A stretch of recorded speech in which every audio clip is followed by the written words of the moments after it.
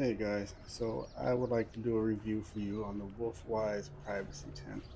I've had it for a while and really got it because my family and I wanted something we could take out to the beach or camping and really have our own privacy. So I'll show you what we have. Open it up and it just has a kind of a elastic band holding it together. So it pops open really easy. See, just a few seconds, pop it open and it's basically done. A couple things inside to show you is that it does have a fixed floor mat. So it has kind of drainage and airflow holes. And then it has these pockets for shoes or anything you want to put in there. And then in the back it has a screen, a ventilation hole here.